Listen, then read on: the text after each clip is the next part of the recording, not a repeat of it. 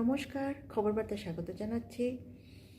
S Jaishankar ভারতের হয়ে বাংলাদেশ গিয়ে পৌঁছলেন বেগম খালেদা জিয়ার শেষকৃত্যে উপস্থিত থাকার জন্য।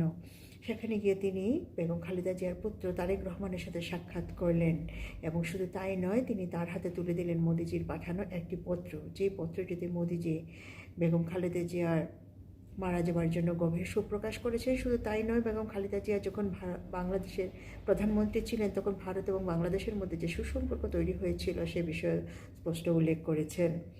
উল্লেখ্য যে এই যাত্রায় এস জয়শঙ্কর একটিবারের জন্য মোহাম্মদ ইউনূসের সাথে দেখা করেননি। মহলে বলা হচ্ছে যে এভাবে এস জয়শঙ্কর যে মোহাম্মদ ইউনূসকে এড়িয়ে চলে এলেন তার পিছনে একটি গভীর বার্তা আছে।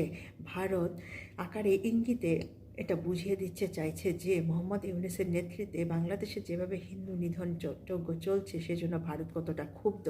সে